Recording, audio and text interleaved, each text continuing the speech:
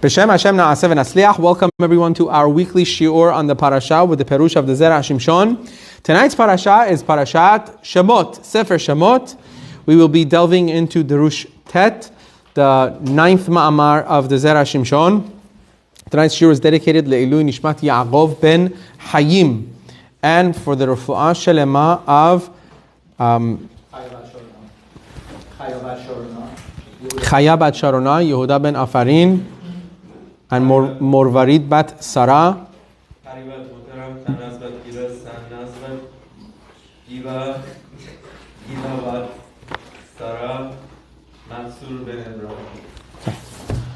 We should have a refuah shalema, and it's dedicated Le'ilun Nishmat Zera Shimshon, Harav Shimshon Chaim ben Nachman Michael.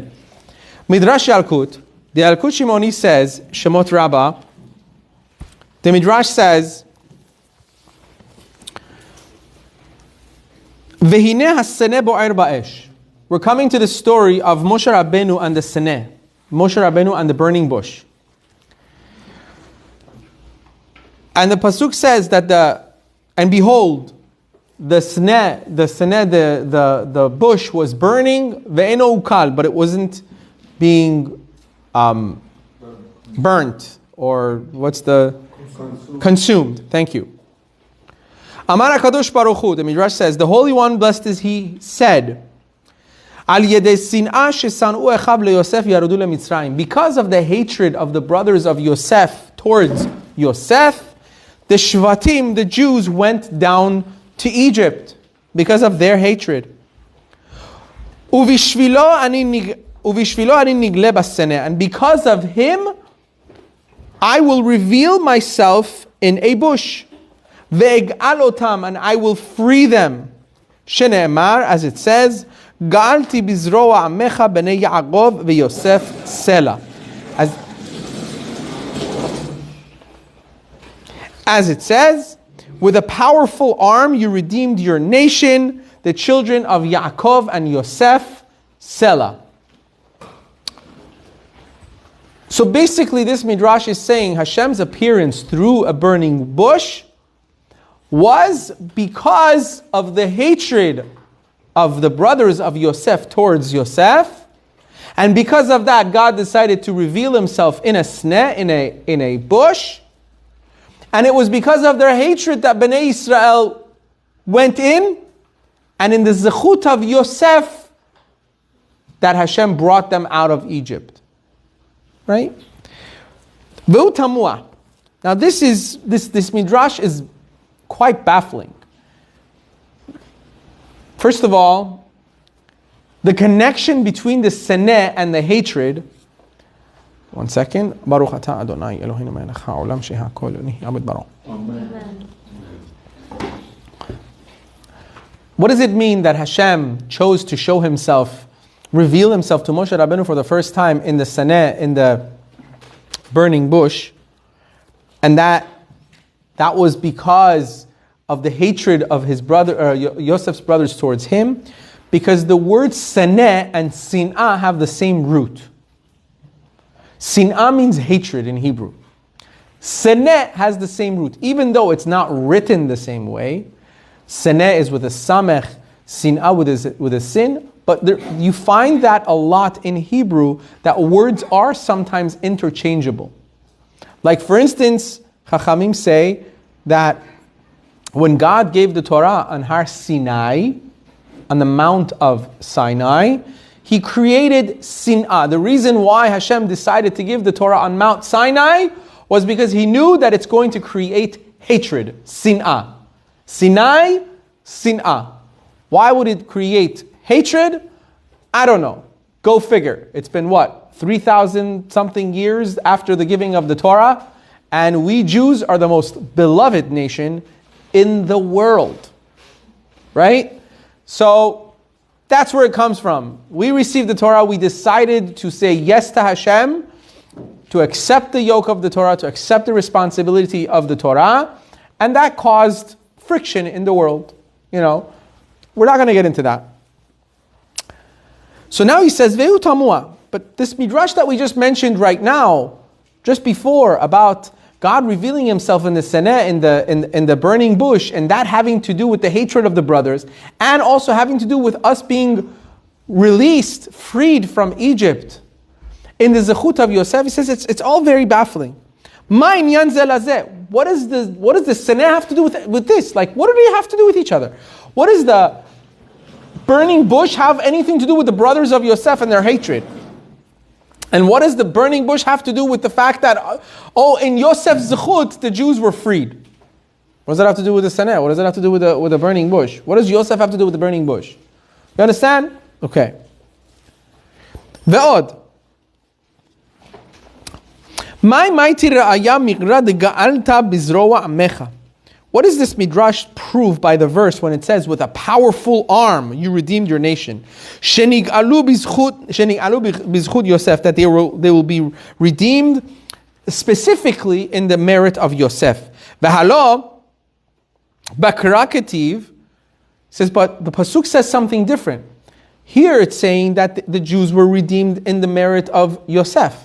But the pasuk says, Bnei Yaakov veYosef Sela. That's the pasuk in Tehillim we just read. The Midrash brings that same pasuk, that the children of Yosef and Yaakov Sela.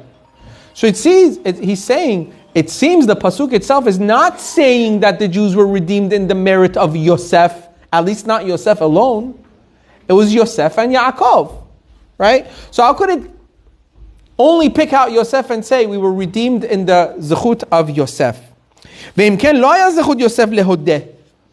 Zechut of Yosef wasn't alone the only factor for us being redeemed from the exile. It was Yaakov also. But the Midrash does not give any credit to Yaakov Avinu here. Ve'od, and furthermore, and what does it have to do with the burning bush? The fact that the bush is burning. Why does the Midrash mention the redemption came about through Yosef's merit in connection with the burning bush? Now, we're going to do a couple of different things, and hopefully these questions are going to be answered. So far, any questions? Okay, great. V'yesh lomar, we may explain. The chavanat hamidrash hu letaretz lama davka nigla HaKadosh Baruch Hu leMoshe b'seneh. That the kavanah, the intention of the midrash is to explain why Hashem revealed himself to Moshe Rabbeinu the first time specifically in a burning bush. Velo b'mkom acher. Why didn't he choose anywhere else? I mean, there's plenty of places that you would come up with if someone would ask you, like, hey, if you had a decision to make for God, God came and asked you one day, hey, I'm about to reveal myself to somebody. I was thinking, I don't know, do you have any ideas what would be the best place for me to reveal myself? By the way, if you do hear God asking you that question, check yourself into a hospital immediately. Okay? Because that ain't going to happen. But, okay, so why basically the question is, I didn't even hear his question, and I'm still going to ignore him. Why is it that God did not choose any other place to reveal himself? As we said, the Midrash initially says that the reason is because the Lashon, the language, seneh, is interchangeable, so to speak, with the word sin'ah, hatred. And that's why Hashem revealed himself in the seneh to basically tell us, you know why you were in Egypt? Because of the hatred of Bnei Israel towards their brother Yosef. Right? Yes, question? Yeah. Weren't they there to clean themselves? And because God promised Abraham? Yes. All of that is very true, that we were supposed to go to the exile. You kind of... We weren't supposed to be slaves. There were so many different factors involved, so many different answers as to should we have, maybe we wouldn't have, maybe we wouldn't have to be slaves per se. We just had to be wanderers in a land that's not ours, right? So there's different ways of looking at it where we didn't technically have to be forced into slavery. Well, they chose because they Well, it starts before that. There was no Torah given yet. They were, when Jacob won, he said How? Yes, but it started from before that. And that was because of the sinah of the brothers towards Yosef. There's a lot of commentaries that talk about the main reason why the Jews went into exile in Egypt, and many commentaries talk about it being, the factor being Yosef. Now, we could still say, but it was planned from before. Yes, it was planned. Did it need to be that bad? Not necessarily. But we're not going to get into that. We're just going to discuss the aftermath. You said the brothers hating Yosef, that's the reason? Right. But most people say, okay. Right. So he says, "Shekeshem shegalut Mitzrayim ba ba'avon mechirat Yosef." Just as the exile of Egypt came on account of the sin of the sale of Yosef. Therefore, sin'ah, seneh, that's what the Midrash is saying. Kemo shekatav Baal Megale Amukot. So he says, the Megale Amukot writes in Zohar Chadash, in Echa. He says like this: Lefi shevatim garmu la'avihem leit'abel chaf bet shanim. Because the tribes, how many of the tribes were involved in the selling of Yosef? 10. Because the tribes were responsible in their father mourning Yosef for 22 years, right? Chaf bet shanim. Mishum hachi nitchayevu galut. Because of this, they were liable for galut, for exile. Chaf bet shana lechol echad me'aseret shevatim. 22 years for each of the shevatim. It was like a sentence. So it was 22 years per shevet. 10 of the tribes were responsible for selling Yosef. 10 years each, that's how many years? 220. How many years were the Jews in Egypt in exile? 210. So there's 10 years here that's not accounted for, right? So he says, "Shelefi shemetu bechutz la'aretz kol ha'asara." Because the entire 10 Shevatim died outside of Eretz Israel, therefore it was like considered exile to them. Why? Because Yosef HaTzadik was moved later. Some say the Shevatim were also moved. Either way, they died outside of Eretz Israel. Because they died outside of Eretz Israel, that was like a part of exile, sort of like a punishment. So 1 year was deducted from each Shevet, leaving 210 years instead of 220. But right? Reuben will be part of it. He wasn't there when Joseph was. There's a lot of Mefarshim that talk about how Reuven was also a part of it. Because he could have done more. You know, he should have done more as the older brother, so he's still counted as the 10.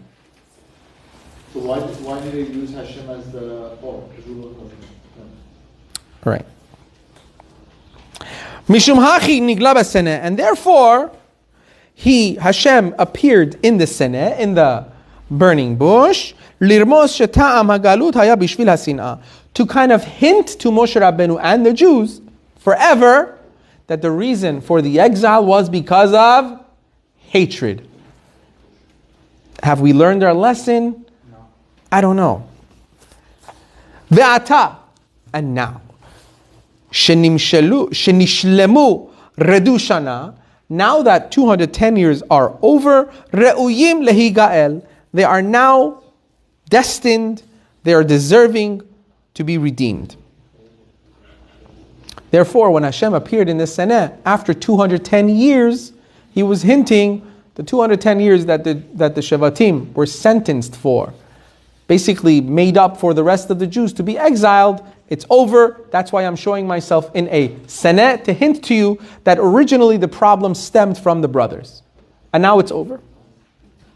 Aval, it says, however, Aval al ze kasher. This is difficult. The Dilma Hagalut hu mita'am achera. This is beautiful, like things that you would never think of. Dilma, maybe, Hagalut hu mita'am acher. Maybe the exile was for a different reason altogether. Who says the exile was because of the Shevatim? Right? Maybe the exile was for a different reason. The Katav, for it is written, Halev Aryeh, the Sefer Lev Aryeh says, in beginning of Parashat Shemot, Beshem Galeh Razaya, in the name of Galeh Razaya. The name itself means the revealer of secrets. These are big chachamim. In the name of Galeh Razaya, he says, Shebishvil shehevi Yaakov Avinu leshon targum b'Torah, because Yaakov Avinu brought Aramaic language into the Torah, Vaygro, as it says, Vaygro Vaygra lo Lavan Yager Sahduta. Sorry, Vaygra lo Lavan Yegar Sahduta, as it says in the Parashat, when Yaakov Avinu and Lavan meet. When Yaakov Avinu ran away from Lavan's home, right, with his children and his family, on the way Lavan catches up. And they get into it, like a verbal war, so to speak. It really was. And then they make a peace treaty. So they making this peace treaty, Yaakov Avinu says, okay, tell your men, gather stones, let's put it here, make a bridge. And the bridge will be the witness between us making this peace treaty. Lavan calls this bridge Yegar Sahduta, which in Aramaic means the bridge of testimony. Right? That's what it was. It was a bridge of testimony. It was the ed. It was the witness. V'Yaakov garam zeh, and he says, Yaakov was the reason for Lavan bringing this terminology into the Torah. Yegar Sahduta is written in our Torah. The entire Torah is what language? Lashon HaKodesh, the Hebrew language. Yegar Sahduta is not Lashon HaKodesh, it's Aramaic. Right? So he says, Yaakov Avinu was the cause of Lavan bringing this language into the Torah, because he said, bring these stones and make a bridge. Bishvil zeh ba'u Yisrael begalut Mitzrayim. This is what the Galeh Razaya says. Because of this, his children were destined for exile in Egypt. Because Yaakov Avinu caused a foreign language to be spoken in the Torah. Even though Yaakov Avinu himself named the bridge, what did he name it? Gal-Ed. He named it in Hebrew. Gal-Ed. What's a gal in Hebrew? Wave. No, gal also means... Seashore? Bridge. Bridge? Don't laugh at me. My friend was I can't. Seashore and No. In modern Hebrew could mean so many different things. It could mean popsicle, for all I care. But here, Gal-Ed means a bridge that's an ed. Ed is a pen, a witness.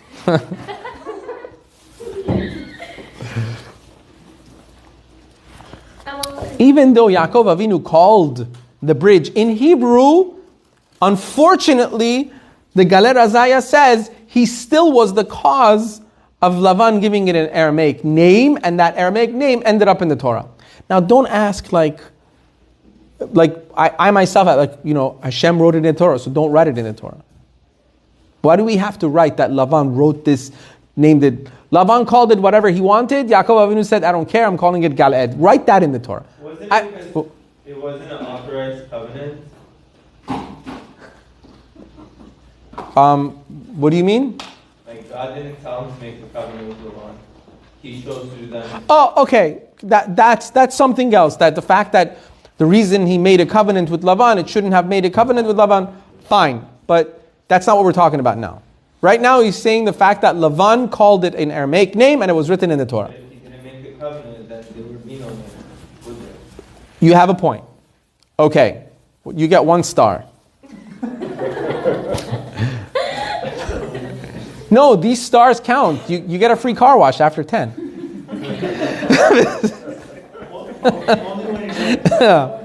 What? But only on Tuesdays when I have my Kabbalah class. Okay? And this is why the Pasuk says, this is beautiful. Listen to this. Guys, you think these Chachamim, people sometimes think like, where did these Chachamim come up with these things? If it doesn't fit, they wouldn't put it there. If it doesn't, look at how it fits to the story of Bnei Israel and the brothers. You ready for this? This will hit you like a brick wall. So he says, the Jews went into Galut because of Yaakov Avinu making this treaty with Lavan, and Lavan calling the place Yegar Sahduta in Aramaic. An Aramaic term found its way into our Torah. Because of that, his children were destined for exile, right? Listen to this. This is why it is written,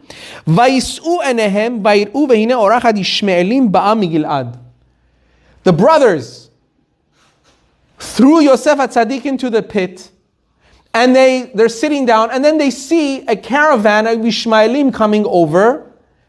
From where are they coming? From Gilad. How do you spell Gilad? Gimel, if you want to write Gilad, Gimel, Yud, Lamed, Ayin, Daled. But in the Torah, there's no nekudot, right? The Torah writes Gilad, Gimel, Lamed, Ayin, Daled. There's no Gimel. So if you read it without any nekudot, Gal, Ed. There is a caravan of Ishmaelim coming from Galed. Who are these Ishmaelim? They were the same Ishmaelim that sold Yosef to Egypt. The beginning of the exile was what? The root of the exile, the seed of the exile was Yosef being in Egypt. Where did it start from? Galed. Galer Azaya is saying, that's why the Pasuk says Galed. Why? Because it all started from Yaakov Avinu making that treaty, calling the bridge Galed, but Lavan called it Yegar Sahduta. Because of that same bridge, his children were destined to be in exile. Who did it start with? His own children, the 10 tribes selling Yosef. And that goes back to the Seneh, that same hatred showing itself in the bush, the burning bush. Hashem was hinting the exile that started because of the hatred of the brothers selling their own brother to the Ishmaelim that came from, quote unquote, Galed, ends now after 210 years, which is the equivalent of each of the Shevatim getting 10 years minus 1. 22 years. 22 years, sorry, minus 1. 22 years. Each of the 10 Shevatim getting 22 years each, minus 1. Dahainu, Galed shekarao Yaakov lema shekara Lavan Yegar Sahduta. And that was Galed that Lavan called Yegar Sahduta. It's still a little confusing. What part? So because of something Lavan said, we were destined to go into exile? So that's what he's saying. What he's bringing out is, yes, Yaakov Avinu didn't say it. He didn't say it. But he was the cause of it. We had to go because We're not going to deal with the yes, we had to go anyway. We're not dealing with that right now. We're not going to deal with that. There are a lot of different things that we could say. We had to go anyway, right? But you always have to understand something. When we say we had to go, it doesn't really mean that we really actually had to go. You're saying into exile? Into exile, into Egypt. We see different places in the Torah where something was supposed to happen and Hashem makes it in a different way. Like for instance, how many years were we had to go into exile? 400. Did we go for 400 years into exile? ended early. What? Ended it early, right? Ended it early. He didn't have a choice. He didn't have a choice. So that's what we say. That's what we say. Again, which means what? It could have been avoided altogether. So the fact that Hashem said to Avraham Avinu, your kids are going to be, it could have been somehow worked out where we maybe never had to. You understand? It's the cause and effect. But that doesn't mean it had to happen. Let me finish. Bezehu, really. Bezehu, and this is, we're going to hint to so many different things that everyone are so familiar with. It's going to open up new worlds for us. He says, so did I kind of answer your confusion too? Okay, because you always look very confused. It confuses me. It's the rain. Vezeu arami oved avi, and this is this is indicated in the verse in the pasuk when we say arami oved avi, which means an Aramean, an Arami tried to destroy my forefather, which is in Devarim. Arami Oved Avi. Now, when do we say Arami Oved Avi? Pesach, right? We say Arami Oved Avi v'yagor Mitzrayma, right? An Aramean wanted to destroy my forefather, and v'yagor, we say it by Bikurim, and our forefathers went into Egypt. Ever ask yourself, what do these two have to do with each other? The fact that an Arami wanted to destroy my forefather, which was, the Arami was Lavan, wanted to destroy Yaakov, what did that have to do with the exile in Egypt? What did Lavan have to do with the exile? We say it every Pesach Seder night. Not one person thinks, what does this have to do with anything? All we're thinking is, where's dinner? Let's be honest. Okay, we're hungry. We're sitting there going, did I lean on the left when I ate that last piece, or do I have to do it again? Was I yotze? Oh God, please tell me I was yotze. I don't remember if I leaned. Or did someone weigh this matzah? Was it really 27? Is it 27 grams or is it 30 grams? Or is it 18 grams? Right? When you're thinking these things, you get hungry and hungrier, right? And someone else. So no one's really thinking about it. But we say it every Pesach Seder night. Arami Oved Avi. And he says, Arami Davka. The term, the Aramean or Aramean, I don't even know how to say it in English, is used here deliberately. Dahainu Leshon Arami, which is talking about the language of Aramaic. Vayered Mitzrayma. And right there the Pasuk says, and they went down to Mitzrayim. Yaakov Avinu went down to Mitzrayim. And then, what do we say in the Pesach Seder right afterwards? No one's going to remember this. It's a little bit hard. What comes right after? Anus al pi hadibur. Right? Which if you translate it, like literally, would mean that we were forced al pi hadibur because of God's words. Meaning, we were forced to go to Egypt because that was, so to speak, spoken by God. He had spoken that your children are going to be exiled, and we were forced by that dibur. Right? But now, with what we learned right now through the Zera Shimshon, let's translate it differently. Anus al pi hadibur. Yaakov was, we say it in the Pesach Seder, we say, Yaakov was forced by the word. What word? Dahainu? Hadibur shel arami shehevi b'Torah. It is the words that this Aramean said that were written in the Torah. We were forced to go into exile. He cursed us and then... It was like this terminology that he came up with ended up in the Torah. His words were the force factor that the Jews went into exile because of. So to speak, a punishment, chas v'shalom, like a defect that was born because of it and caused Yaakov Avinu's children to go into exile. Now, what the Galei Razaya is saying is it's crazy. It fits so well into so many pesukim that we have and in things that we say on the Seder night. You know, that most of us, let's be honest, we don't understand it. You know, we say it, we say it pretty fast, we go forward, and we don't really know what we're saying, and then grandma or grandpa is reading it in Persian. You know, and everyone's like, okay, someone bring the dinner while they're doing the Farsi, bring the food. Come on, we're all doing it. I know, some of them have their hands in the tadig, you know, while they're reading it, like, can I eat the piece of that? And then the religious guy in the crowd goes, no, you can't have any other taste in your mouth right now, only matzah. Right? And then the family breaks apart because he became religious. That almost never happens. That's a funny joke. And like, hey, no, we can't eat now.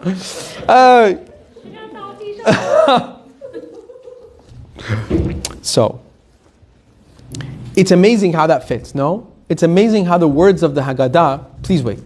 Please hold your question. It's amazing how the words of the Haggadah fit so perfectly into the narrative that the Zera Shimshon is building through the Galei Razaya, that the punishment of Bnei Israel, the reason of Bnei Israel going into exile was actually because of Yaakov Avinu's treaty with Lavan, and Lavan speaking words of Aramaic, and that Aramaic ending up in the Torah, and because of that. Now, he's going to prove himself as to why this is a problem. Someone might say, why is it a problem? Okay, you spoke Aramaic, it's written in the Torah. Who said it's a problem? Okay, speak Aramaic.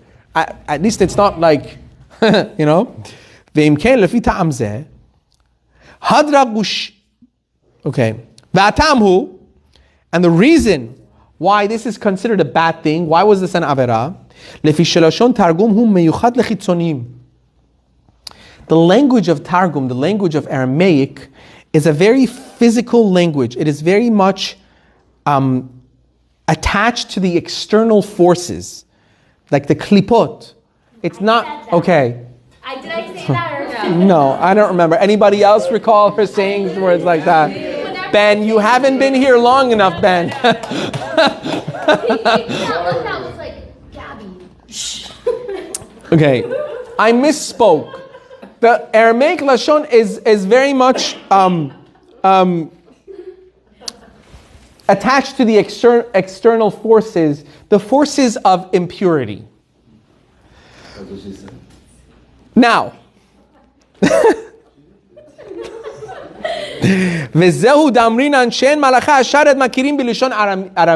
this is why we say that the ministering angels do not understand Aramaic. They only understand Lashon HaKodesh. They do not understand Aramaic. Why? Because it's a very external language. It's a very physical language. And the ministering angels are pure holiness. So they can't comprehend, they don't want to get attached to that. Therefore, like when we do slichot during the 40 days of slichot, when we do, the Sfaradim do slichot, right? If you have a minyan, we say if you have a minyan, if you have 10 people, you could do all of slichot, even those parts that is written in Aramaic. But if you don't have a minyan, you have to skip the parts that are in Aramaic, only do the ones that are in Hebrew. Why? Because when you have a minyan, we have an asara, we have a minyan, Shekhinah is there, Hashem's presence is there. And you're speaking to Hashem. Hashem understands all languages. Right? So you can use the Aramaic in the languages. When there is no minyan, our tefillot are carried up by ministering angels. Because there's no Shekhinah, you don't have a minyan. Therefore, if you're saying the Aramaic parts, the angels don't understand what you're saying. So you don't use Aramaic. What about women's tefillot? What about women's tefillot? Why? You're better than me? What does that mean? What does that? Please explain yourself. This is the 21st century. Okay? Don't be like, no, when a woman davens even alone, Shekhinah is there. Right?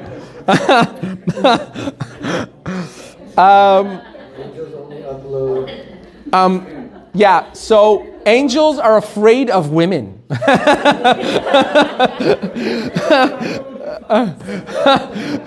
They bring MP3 recorders and they go, God, I don't know what she said. I recorded the whole thing. I brought it for you.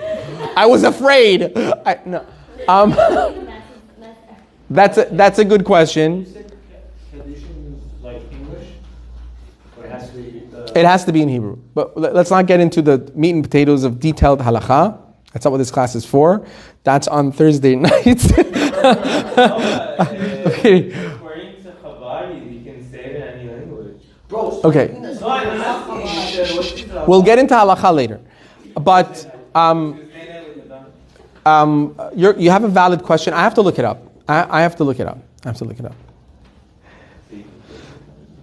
So now, that's why it says the ministering angels do not understand Aramaic.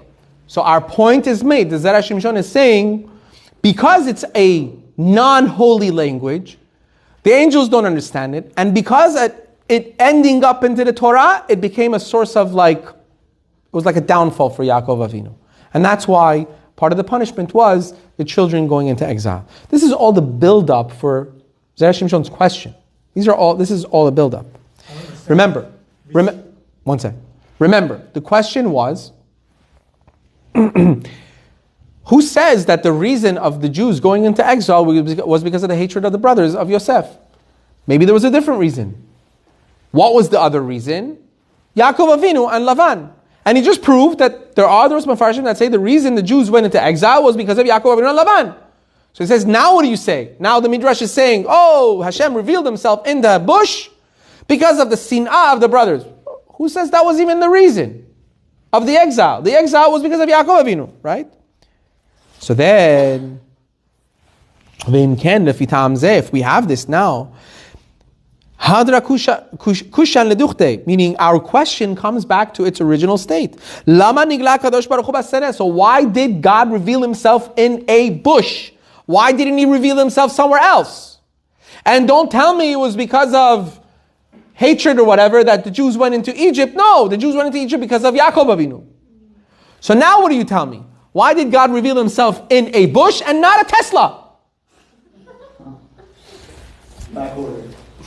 Because Teslas were back ordered. That was really good.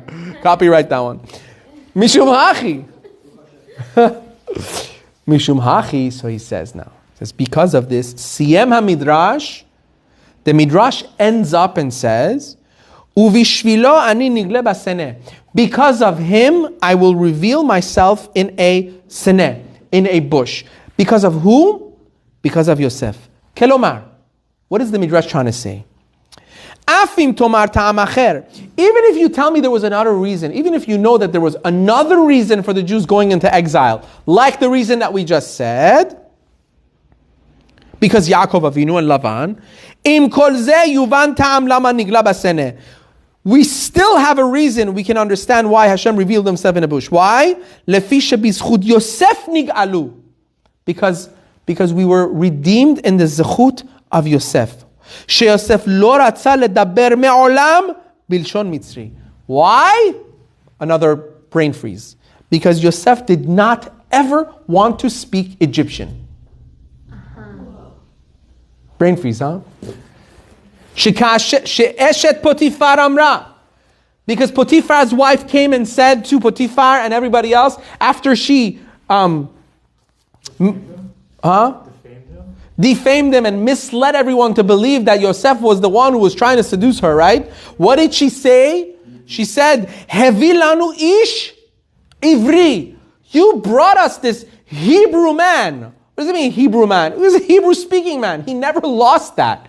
He was always known as, look at this Hebrew. Because he wouldn't speak Egyptian. Right? He didn't care what people said to him. He didn't care what he looked like, what he sounded like. He would refuse to speak Egyptian. Vesara Mashkim Amar, also the Sara Mashkim, the head of the butler. The butler said, Visham itanu na'ar ivri. And there was with us in our jail cell a young Ivri, also referred to him as an Ivri. Shafilo leshonenu eno makir. He does not recognize our language. He doesn't give our language kavod. Ve'od, and furthermore, ba Gavriel velimedo shiv'im lashon.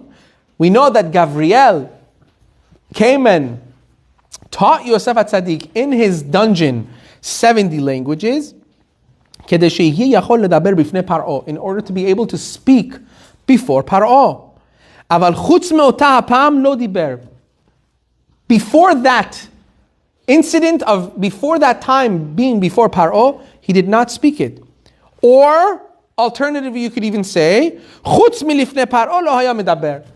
if it was not before Paro, out of respect for Paro, he wouldn't speak Egyptian.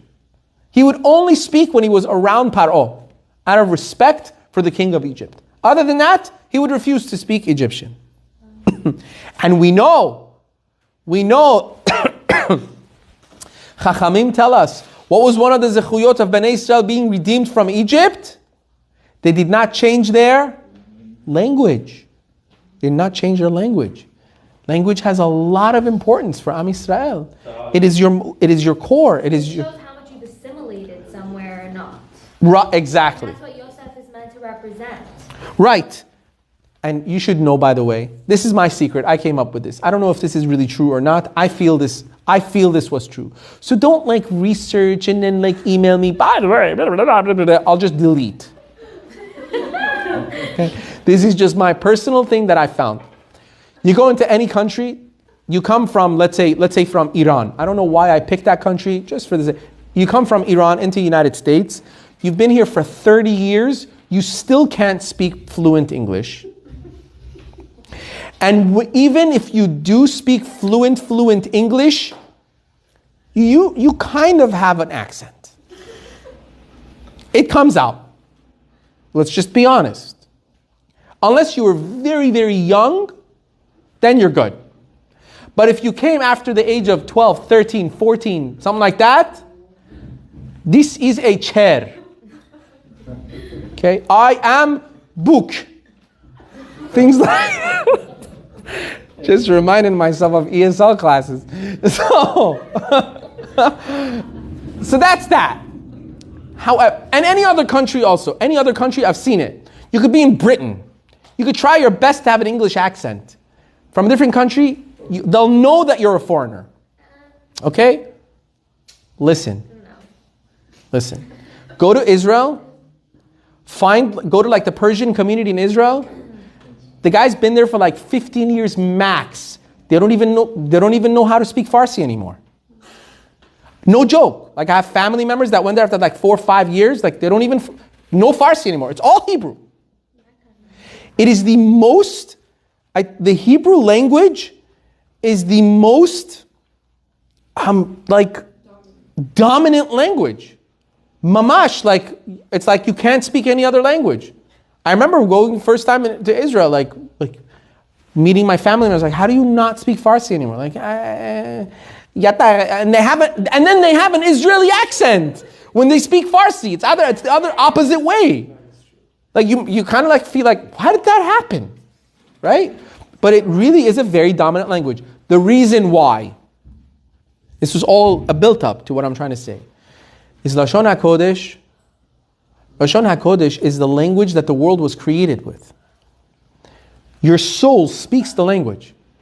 That's why it's a dominant language. It's very easy for it to capture you.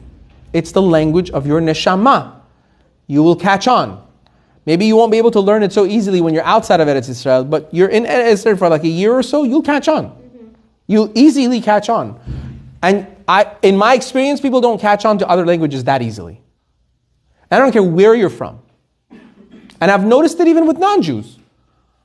I've noticed it with non-Jews. Like they speak fluent Hebrew like that. You know?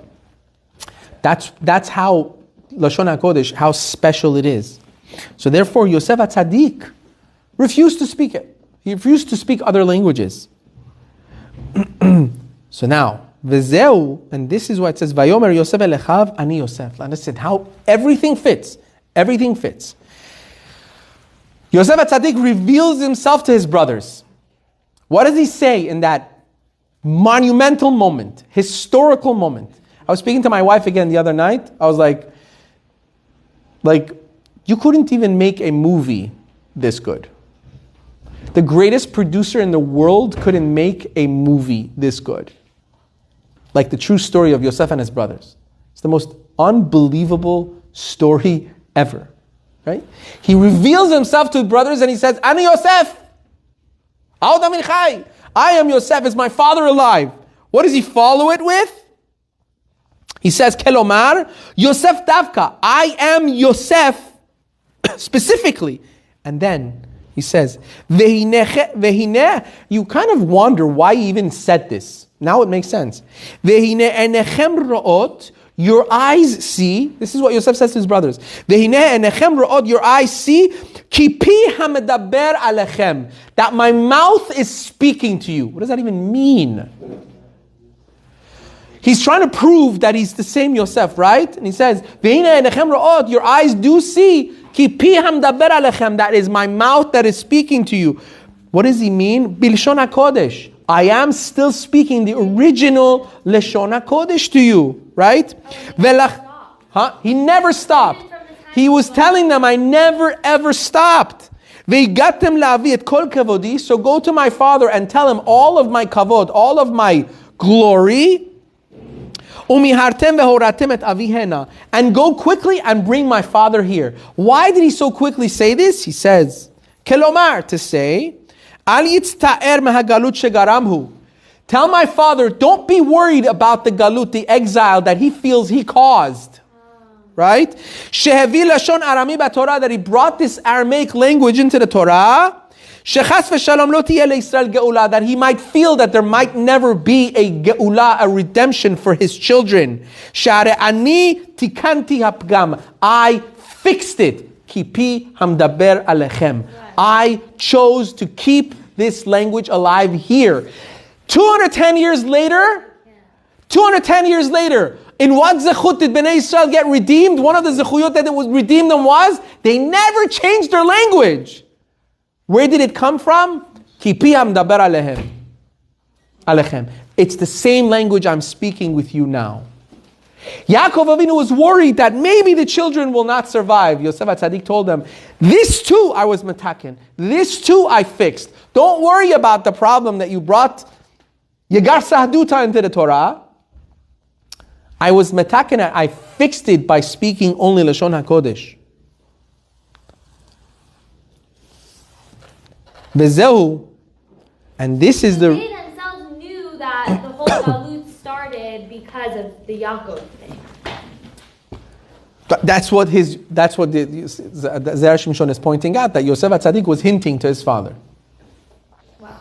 And last week, what we covered was another thing that Yosef HaTzadik was metaken, which was the physicality and immorality that he was metaken also. That was one of the other zechuyot that the Jews had from Yosef HaTzadik. Are you literally quoting right now what Yosef said to the brothers that is written in the Torah? Yes, that's the pasuk. Okay. Vezeu. Now we come to answering the question.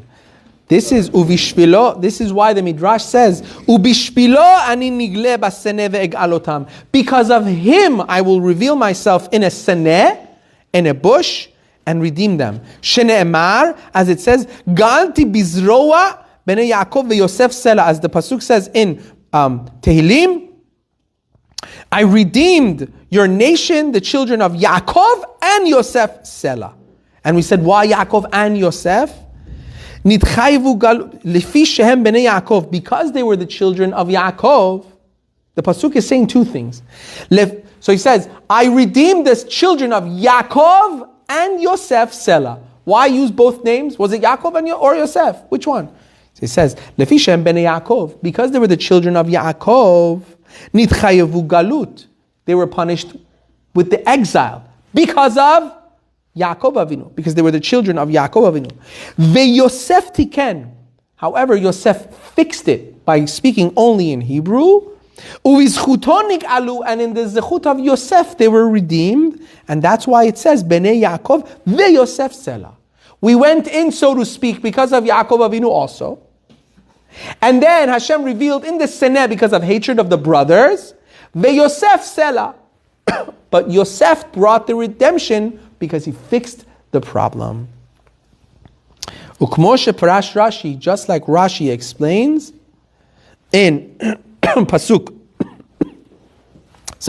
in Perek Gimel, the third Perek, Pasuk Yud Gimel, Pasuk 13, Keshem shera'iti has-seneh oseh shelichuti ve'enenu ukal, just as you see that the bush is performing my mission without being consumed, kach telech bishlichuti ve'enecha nizok. So too, you may go my mission and you will not be harmed.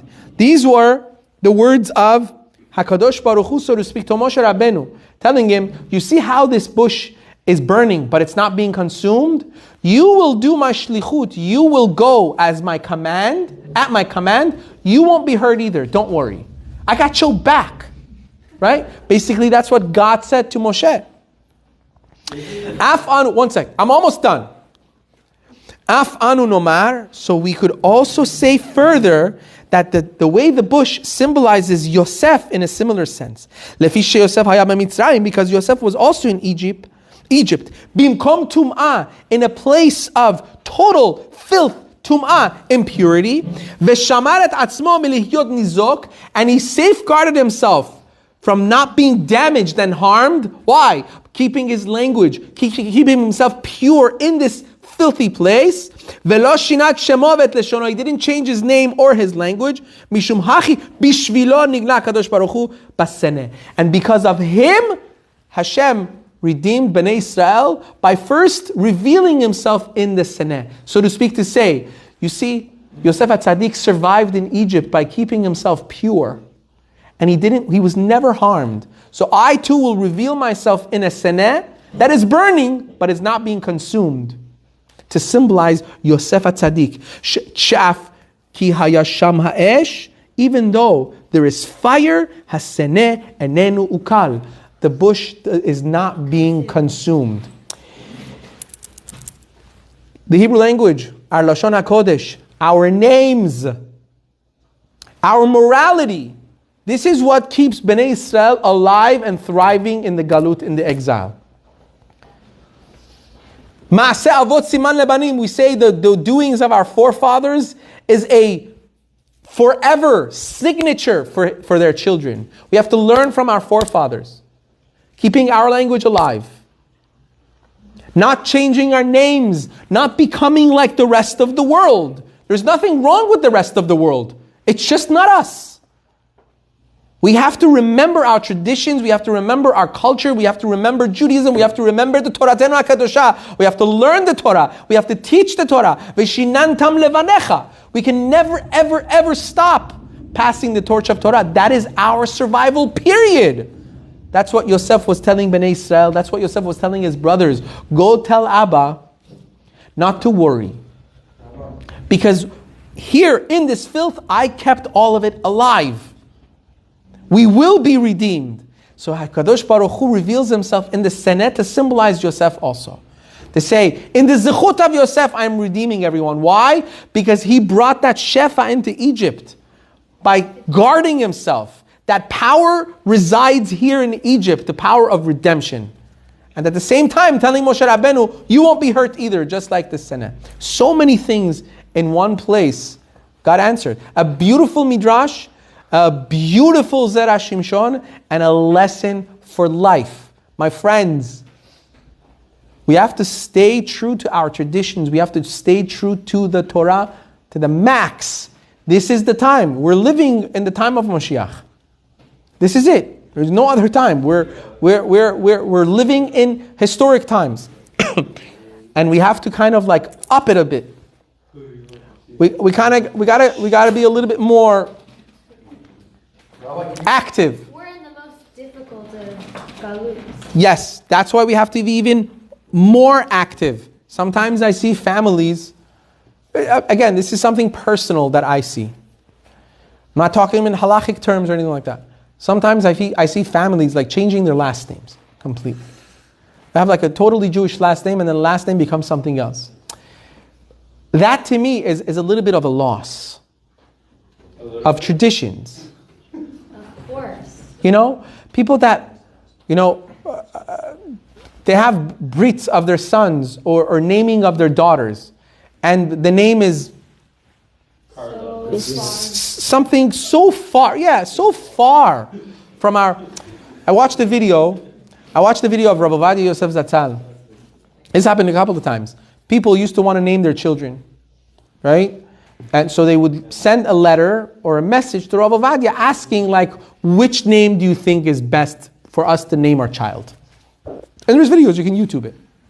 So his nephew or this person that usually would help him comes over to him and says, Kavod Arav, we received the message.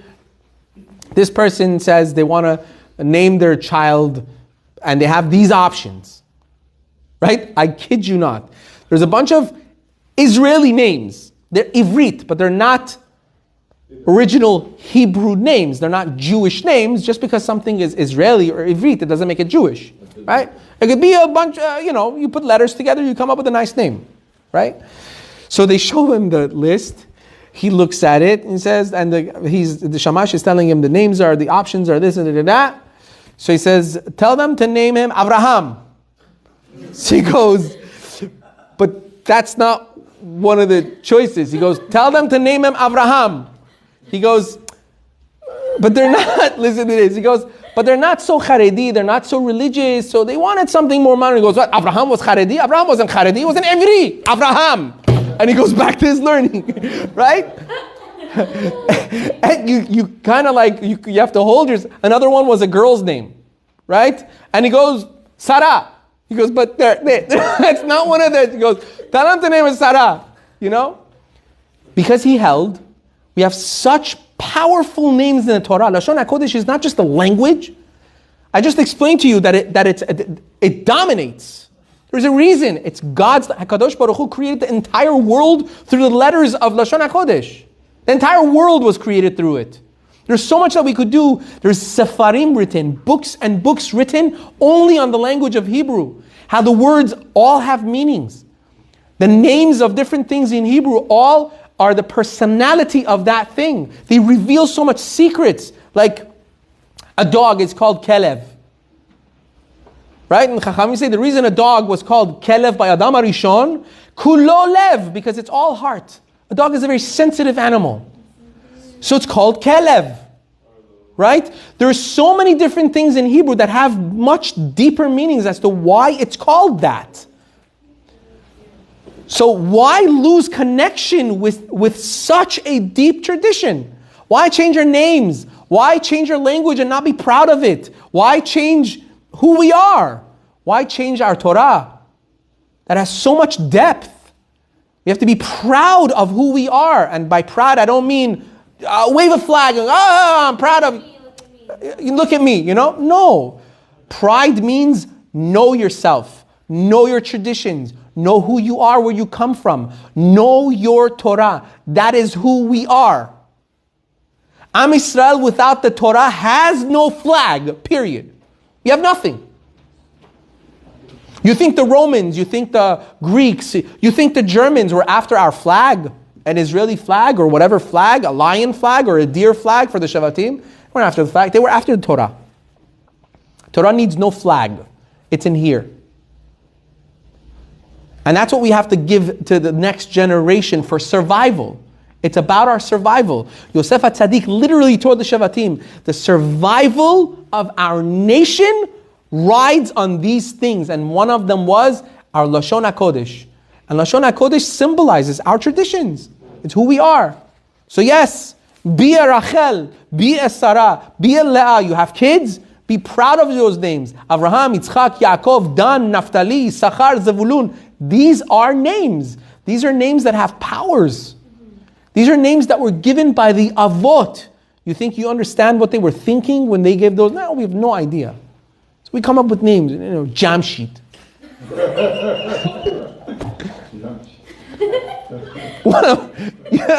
It's like, everyone gather.